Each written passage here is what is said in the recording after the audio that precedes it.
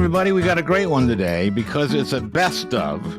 Scott Galloway whips through a ton of common sense public policy prescriptions that would make this country a better place for everyone. No joke.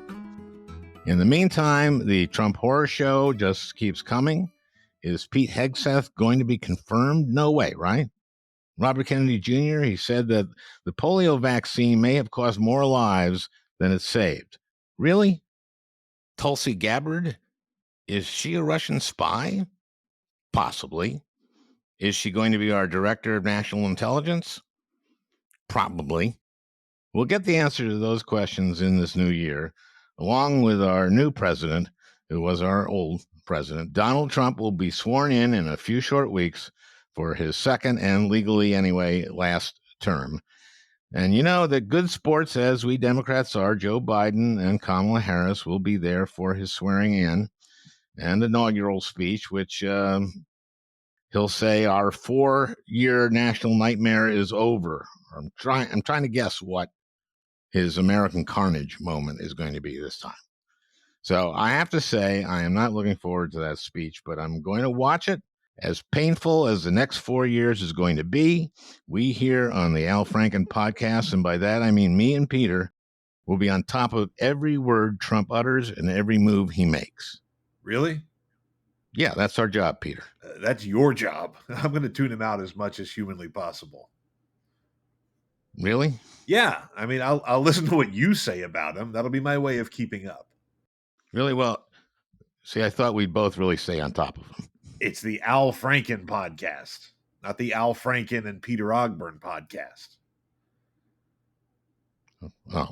Wait, do you think that I've been keeping track of everything Biden says? No, I just thought we'd divide up on, paying attention to Trump. That's all. Again, it's the Al Franken podcast. Okay. Well, we got a great one today, for a change. Scott Galloway is here with me and Peter. Nice try.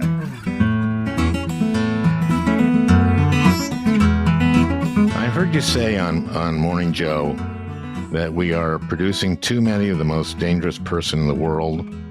That is a young, broke, and lonely young man. Well, look, the data's pretty stark. Men are 4 times as likely to kill themselves as women. They're only 60% as likely to go to college. They're 3 times as likely to be addicted. They're 12 times as likely to be incarcerated. Look at the most violent societies in the world. They all have one thing in common, and that is too many young men who have a scant economic and mating opportunities. How much of this is social media? I think social media creates a lot of loneliness and gives, unfortunately, so we have very, very basic instincts. We have Paleolithic instincts, medieval institutions, and godlike technology. And the deepest resource companies run by arguably the most talented people in the world are giving young men a sense that they can have a reasonable facsimile of life on a screen with an algorithm. So why make the effort to establish friends when you have Discord and Reddit? Why get a job when you can trade stocks or crypto on Robinhood or on Coinbase? And why make the effort of showering, working out, having a plan, enduring rejection, developing a sense of humor, showering for God's sake, such that you can get a girlfriend when you have YouPorn? And what happens over the medium and long term is these men become sequestered from society. They don't have the guardrails of a romantic relationship. I would still be getting high every night if my girlfriend right out in college said, stop getting high every night or I'm no longer going to have sex with you. That was a powerful motivator for me to get my shit together. Romantic relationships, young men need guardrails. They need it more than women. Their prefrontal cortex literally matures later. And without the prospect of a romantic relationship or in-person mentorship or in-person friendship, men come off the rails. And loneliness is no worse for women. But if you look at the data, 2 in 3 women under the age of 30 have a boyfriend, only 1 in 3 men, because women are dating older because they want more economically and emotional viable men. And so you have this cohort of men who feel rejected by women, have a less professional opportunities if they're not in the slipstream of the information economy. Maybe they're not cut out for college, fewer manufacturing jobs. And they're in their home seeing more and more online content, which quite frankly leads them to conspiracy theory and is run on rage. So these young men become more susceptible to nationalist content, misogynistic content, and some they become shitty citizens. We're producing millions of them. How much of it is social media, and how much seems like you're saying a lot of it is, and how much of it is public policy decisions? I don't think you can lay it at the feet of any one thing. I mean, Democrats want to blame it on social media. Republicans say it's mental health. We have the second most single-parent homes in the world, just behind Sweden. And Dan Quayle was right that the outcomes are worse for single-parent homes. Where he got it wrong is it doesn't matter if the two parents are same sex. But the single point of failure for a boy coming off the tracks and becoming more prone to a suicidal ideation, less likely to go to college, more likely to be incarcerated, is when he loses a male role model. And 1 in 3 men within 6 years of divorce have no contact with their children. And so when you look at, now let's just talk about the numbers in primary education. There are more female fighter pilots per capita than male kindergarten teachers. 70 to 80% of teachers through K through 12 are women. Is that the case in other countries? That's the correct question, Senator, and I don't know the answer. I don't know if it's, I know that increasingly in the U.S., more and more men are leaving the education sector. But where I was headed with this is you have millions of men who from the age of 0 to 25 have absolutely no men involved in their lives. And we don't like to admit it on the left, or people on the left. I was told, my buddy Jonathan Haidt said, stop saying we. But I think people on the left, and I consider myself a proud progressive, are afraid to even say that there's a difference in the genders, that boys need men. Now, what's interesting is that girls in single-parent households have similar outcomes in terms of college attendance and income and self-harm. So what most of the research points to is that while physically stronger, boys are mentally and emotionally much weaker than girls. And we have just a group of young men who are much more susceptible to mental illness, self-harm. I mean, think about this, Senator Franken. If any other group was killing themselves at 4 times the rate of the control group, wouldn't we move in with social programs and more empathy? But here's the thing, because of the advantage you and I garnered, there's no empathy for these young men. Well, talk about the advantages that we garnered. First of all, I'm a baby boomer. And you've talked about the wealth disparities between people on Social Security now and my generation and maybe your generation too. I'm not quite sure where you fit in on the way you calculate this, but the difference between people who are on Social Security certainly and people who aren't, there's a big disparity there. Well, first off, let me say Social Security has been an enormously successful program. The issue is, okay, when the average 70-year-old is 72% wealthier than they were 40 years ago, and the average person under the age of 40 is 24% less wealthy, and on an inflation-adjusted basis, people your age at 25 were making $85,000. People my age were making $65,000, and now 25-year-olds today are making $55,000. And you pair that with the fact that housing has doubled in cost and education is quadrupled. And these are public policy prescriptions that have done this to some extent or to a great extent? I think almost every major fiscal legislation over the last 20 or 30 years is nothing but an elegant transfer of wealth from young to old. We have a child tax credit that gets stripped out of the infrastructure bill because it costs $30 or $40 billion. Which is crazy. It was shown that did a tremendous amount for little children in impoverished families. Reduced childhood poverty by 40% overnight. I didn't even think that was possible for $40 billion. But meanwhile, the $130 billion annual cost of living adjustment for Social Security flew right by. $1.4 trillion is transferred from people under the age of 65 to the wealthiest generation in history, people over the age of 65. I'm not suggesting anyone that needs Social Security should have it taken away, But Senator, neither you nor me should get Social Security. Otherwise, let's not call it a tax. Let's call it a pension. And why does the person working for me making $160,000 pay $9,000 a year in Social Security tax, and people such as myself who make substantially more than that also pay $9,000? Pays $9,000 as well. Well, should we have a donut hole, some kind of thing where you pay more tax on your income after a certain point? Not at 160. 160 it's where they cap it. Just remove the cap.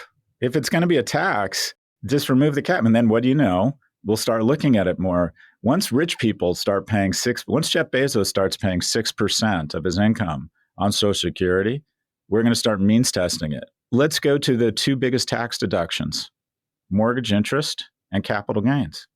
Who makes their money from selling and buying assets? Well, capital gains tax is absolutely ridiculous. 100%. But who does it benefit? It benefits me. The majority, 98% of my income comes from buying and selling assets and stocks. So I pay a lower tax rate than young people who make their money with sweat. When did we decide that the money that money makes is more noble than the money that sweat makes? I disagree with you on raising it, or that after 160, then you continue it, because that would be unfair to. I'd go for a donut hole. Say more. What do you mean by that? A donut hole would mean that you pay till 160, and then maybe you start paying a bit more at 400,000. Well, how about just 4% for everybody? No cap. Lower taxes. And that's the dirty secret, Senator Franken, is if we tax the super rich and corporations and had an AMT where they all had to actually pay there's this giant mystery. We have an argument over tax rates. It's not tax rates, it's the tax code. In the last 30 years, the tax code has gone from 400 pages to 4,000. And those 3,600 pages weren't to help the middle class, they were to fuck them. And it's essentially a series of loopholes that have created a tax system where the top 25 wealthiest Americans pay an average tax rate of 8%, and corporations pay the lowest taxes they've paid since 1939. So the super earners, though, the other myth is that the rich don't pay taxes. Actually, the super earners, the workhorses, the mom's a baller lawyer. She's a partner at a law firm. Dad works his ass off and is an amazing accountant. They make $1.5 million a year between the two of them. They went to the elite schools, worked their asses off, super smart, super fortunate, making a ton of money. But it's all W-2 current income. Sure. So they pay taxes on all their income as opposed to. And they probably live in a city in a blue state, and they're probably paying 48, 50, 52% tax. But if Dad's chiropractic firm, if he figures out a way to start acquiring other chiropractic clinics and does a roll up with private equity, and then he sells them, I'll use myself as an example. I'm very transparent. I sold my last company. First $10 million were tax free. Does that make any sense? And they say, well, Scott, you're productive. We want to encourage entrepreneurship. No entrepreneur. Why were the first $10 million tax-free? Because you invested in it, or what? 1202 qualified small business. And that is, if you start a company or you invest in a company with less than $50 million in assets, when it gets sold, if you've held the shares for longer than 5 years, the first 10 million or 10 times your original investment is tax-free. And so really? I invest $2.5 million. I was not on the finance committee. You were not on the finance committee? I invest $2.5 million in a company that does exceptionally well. And I want to be clear, I've lost a lot of money in companies. The first $25 million was tax-free. Every major tax loophole benefits the super rich, the super owners, and corporations. Let's talk about public policy prescriptions that you would make. Okay. For example, and I'm going from a list of stuff you've proffered. Okay, get rid of the capital gains tax we talked about. Do what Reagan did. One tax rate. Doesn't matter how you make the income, it's all one rate, or all one set of staggered rates. Alternative minimum tax. If you're either Amazon or you're Elon Musk, and it ends up that you're paying no taxes because you take advantage of all these tax loopholes, nope, every corporation has to pay a minimum tax of 20%. Where is Amazon located? Where are they officially? I don't think they've done a double Dutch, but I'll give you an example. Apple is, what they'll do is they have Apple International. They're in Ireland. That's right. And they license they give their IP to Apple International. And then Apple International leases the Apple brand to Apple America. and charges them tens of billions of dollars to use the brand, thereby suppressing the income in a high tax domain, America, and increasing the revenues in a low tax domain, thereby substantially bringing down their tax rate. Mm-hmm. And I could go, Perfect. I could go on and on and on around these loopholes, and these loopholes benefit two groups of people: super owners and corporations. The reality is the bottom 50% of income earners pay very little federal income tax. They pay a lot in consumption taxes. They get especially hard in inflation.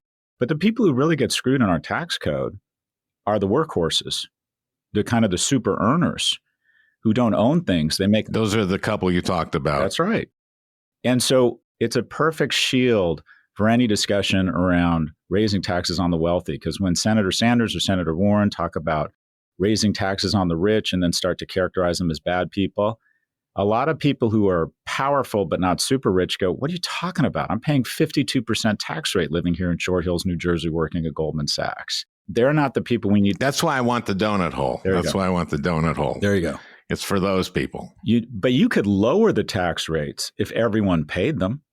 Mm-hmm. You could actually reduce tax rates if it was, no matter what, you made $12 million in gross income, you've got to pay at least 20% on it.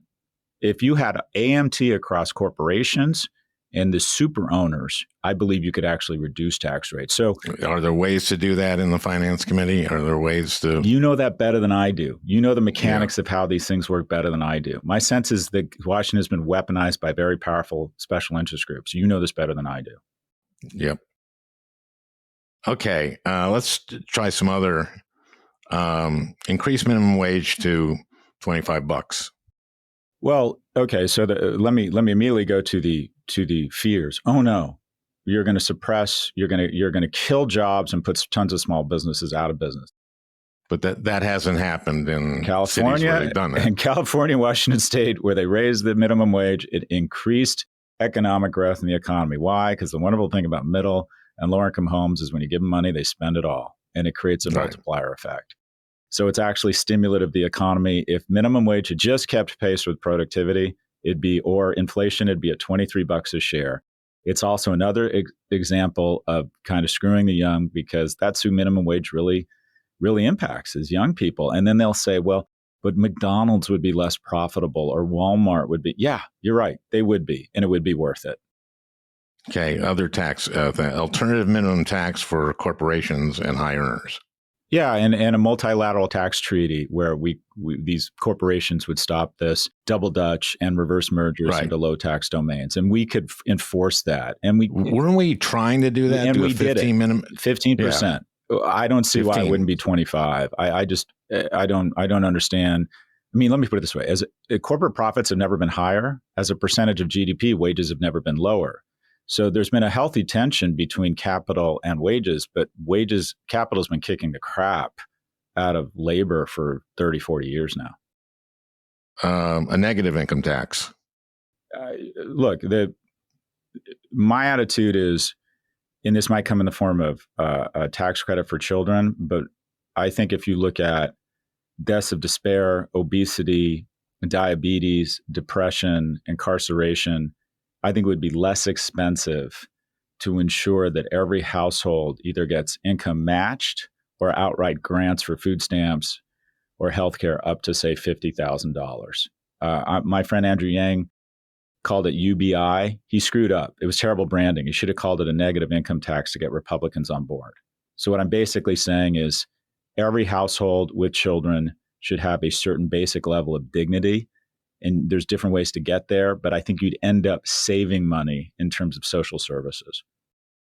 Okay, here's one that I've been for a long time. It's free 2-year college.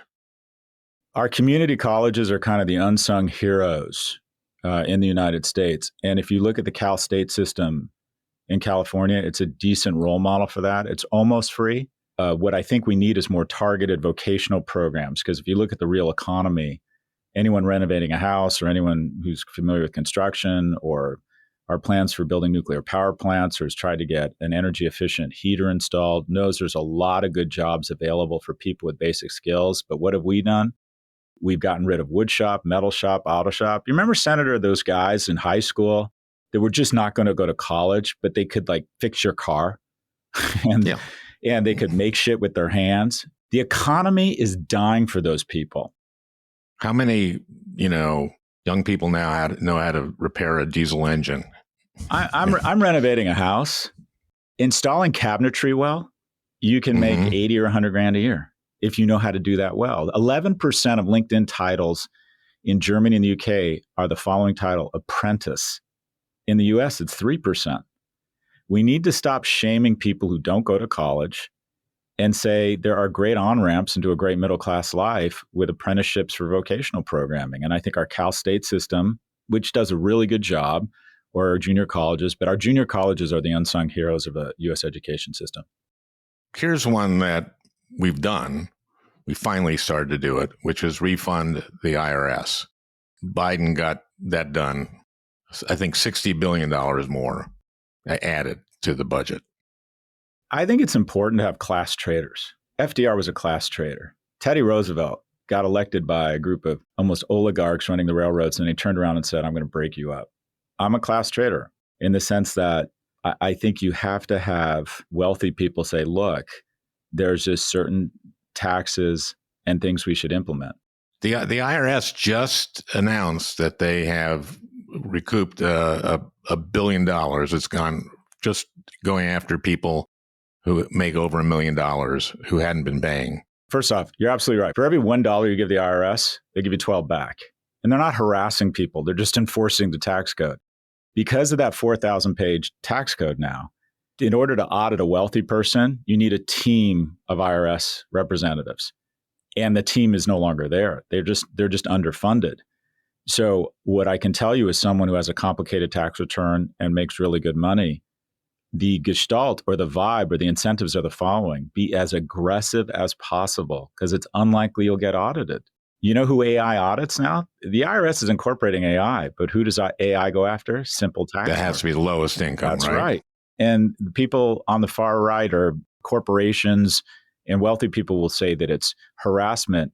All they're doing is enforcing the tax code. They're not harassing anybody, but $1 for every buck we give the IRS, they get 12 back. As I said, they've just announced this $1 billion from successfully funding it. Okay, here's one that you say remove Section 230 protections. So 230 basically, Ron Wyden and I forget who the second Democratic senator was in 1997 said, any of these platforms, so they call them nascent technology companies, is not liable for the content on their platforms, almost like it's a bulletin board. What I would argue is that if the content is algorithmically elevated, in other words, somebody has programmed an algorithm to take certain content and elevate it, that it should no longer enjoy 230 protection because you're now an editor. You're now saying, I've made a conscious decision. Just an example, News Corp. They knew they were lying about Smartmatic voting machines. They knew it. And as a result, Smartmatic suffered financial harm and they had to pay $750 million. I forget. It was Dominion. Yeah, but it was... Smartmatic was not, it was actually not in any of the machines that they were saying. Was that the software?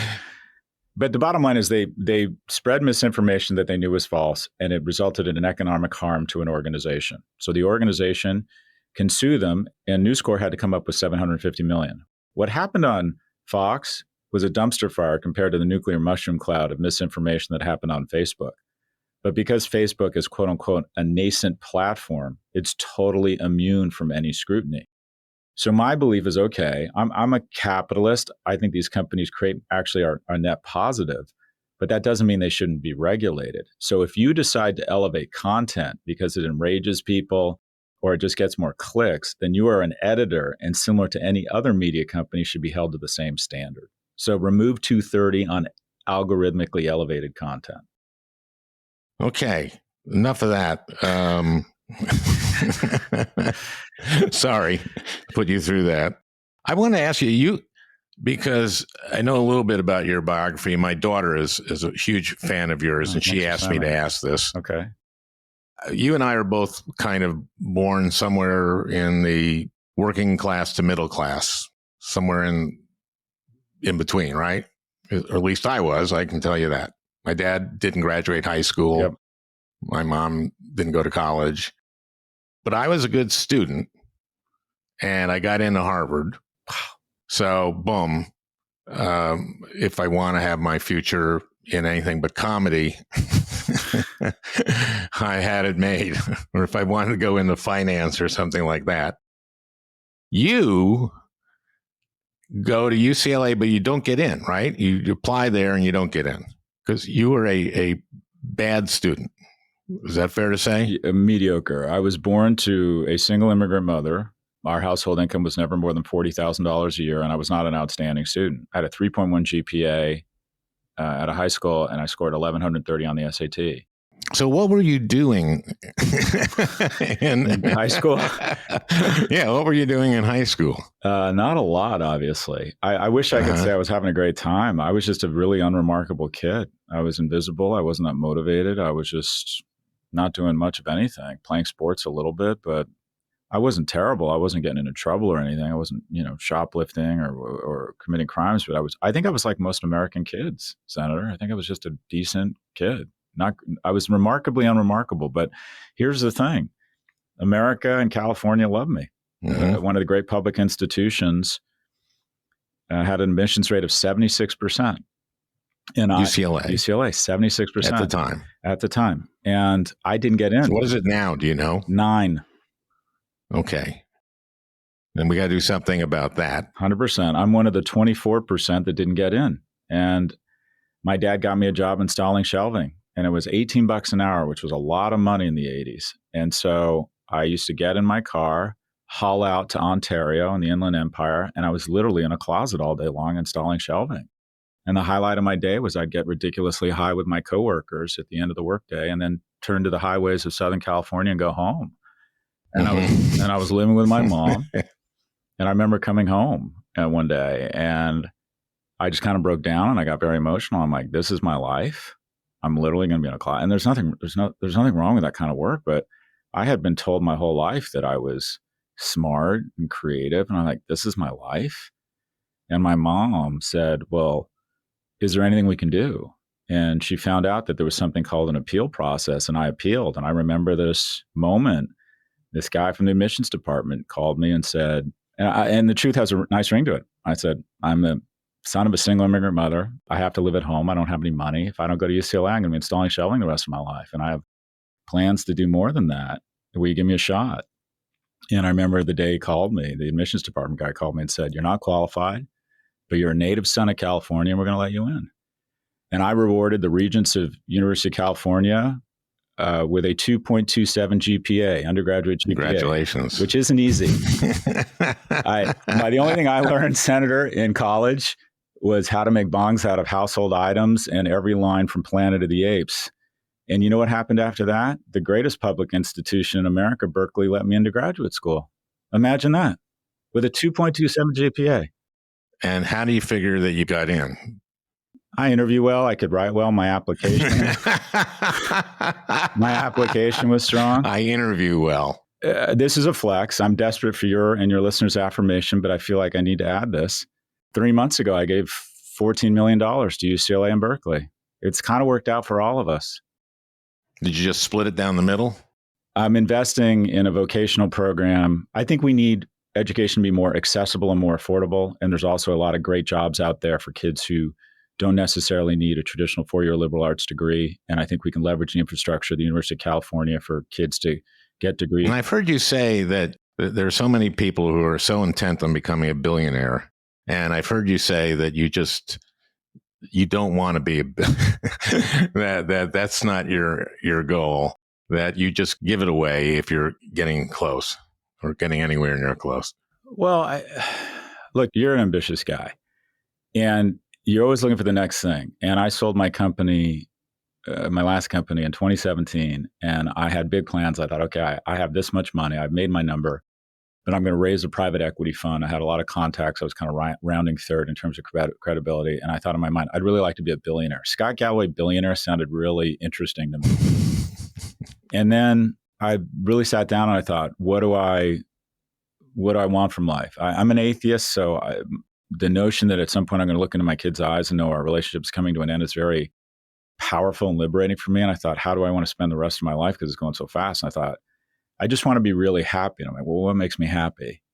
And I'd written a book on happiness, and all the studies showed you it's deep and meaningful relationships, the number of them. And I thought, okay, I have all the money I need. I'm going to spend all of my money on experiences that make me feel closer to family and friends and are amazing. And then anything above that, I'm going to give away. And it makes me feel amazing. And it's the smartest decision I've ever made. Could you write a book on that for other billionaires, or for billionaires rather? Because if every person who was asked that same question of themselves, I think that we'd have a lot more. It would help the world. Well, what it goes to, and I think you'll agree with this, is that Daniel Kahneman, who's one of my kind of economic role models or heroes, had this thing. Basically, he showed that people say money can't buy happiness. That's actually not true. Middle income people are happier than lower income. Upper income are happier than middle income.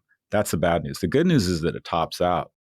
So if the difference between having 30,000 and 50,000 makes you much happier, but the difference between 10 million and 20 million a year has no difference, then why wouldn't we go back to where we've been for most of our history in the US with a tax rate that says, pick a big number, above 10 million, you're going to pay 70% marginal income tax rate. Because here's the thing, you're losing nothing. You're going to lose no happiness. Your kids aren't going to be any worse off. Dynastic wealth doesn't produce happy kids. Do you want a second jet? But meanwhile, we're going to take that money and make sure everyone's at least at 50. What if you're a professional athlete? Well, that's different because you only have a few years to make a lot of money. That's what I'm saying. Yeah. That's actually a real, I hadn't thought about that. So you just punctured my argument. You're sounding like a Republican. I'm so sorry. That's a really good point. Oh, I didn't mean to do that. Yeah. Oh man. 70% of athletes end up bankrupt within 10 years of leaving the sport because they think they're going to make that living for the rest of their lives. But my point is, I decided I have my number. I think most people have their number, and I hit my number, and I thought, well, no, I want to go bigger. I want to be in front of my name. And then I thought, no, I'm going to do amazing things with friends and family, and anything above that, I track it every year. I'm going to give it away. And I can't tell you how happy it makes me. Okay. I asked my daughter's question. I got my answer from that. Have you been at least looking at what Project 2025 has proposed? Yeah, I saw season 5 of it last week. It's called The Handmaid's Tale. I mean, it literally is The Handmaid's Tale. I mean, you're talking about people going to jail if they know someone who terminates a pregnancy. I mean, this is where we are. They would be monitoring miscarriages. I never imagined. I was lazy about this. I never imagined we'd be sitting here right now where 1 in 5 American women have to leave their state to terminate a pregnancy. And at some point, it'll never be 5 and 5 because this is what will happen. It'll go to 3 and 5, maybe 4 and 5.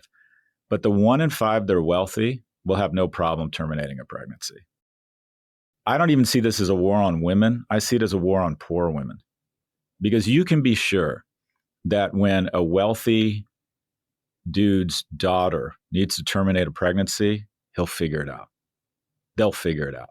This is not only a war on women, it's really a war on the poor, is the way I would describe it. It's also something more insidious that's been a slow creeping erosion of the separation between church and state, because what we've decided is that religion and legislation are no longer protected from each other. This is essentially a white Christian nationalist movement. That's basically what this document is proposing. Okay, here's some of the things that it would do, 2025.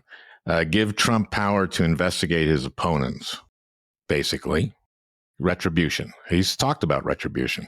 One of the things that separates us from an autocracy is it's generally accepted that our political leaders don't weaponize the assets of the government to go after their political enemies. That seems to be, again, falling by the wayside. It would move the Justice Department and all of its law enforcement arms, like the FBI, directly under presidential control. Same thing. Yep. They'd get rid of the education department. So they would get rid of Head Start. And early childhood education has been shown to have tremendous return on investment. Yeah, and I would have laughed this off a few years ago thinking it wasn't possible. And now I recognize that, no, take them at their word. Do you want to hear more, or you want Sure. to just... Well, okay. Well, here's one you'll love. / climate change protections. Look, you have to admire the Republican Party that basically appeals to a small minority. The majority of America are not white Christian nationalists. The majority of America are not super rich corporations or the super wealthy. And yet they appeal to they appeal to 47 or 49%. They've done a much better job marketing than we as Democrats have. They're much better at messaging, and they're much more disciplined. I mean, Mexico, for God's sakes, just elected a woman who's Jewish, who was a climate scientist. Yeah. And we're talking about taking women back to old Spain. Around the world, you're seeing this ascent of women. Twice as many women have been elected to parliament in the last 30 years. You're seeing women's rights mostly expand in most Western nations. We're going backwards. So, I find it very discouraging. And I actually think it might be the issue. It might be the issue that gets the Democratic nominee back into the White House. That really is our issue. I think it resonates with a lot. About 2/3 of American voters believe that terminating a pregnancy should be, accessible and legal. I hear you. I think we'll end on that. Senator, I told you this when I had you on my pod. I'm just an enormous fan of yours, and I think you're a great public servant. And I have yours. I appreciate that. So thank you so much. This has been really great. Well, I hope you enjoyed listening. That beautiful music is by Leo Kottke, the great Leo Kottke. I want to thank Peter Ogburn for producing this podcast. We'll talk again next week.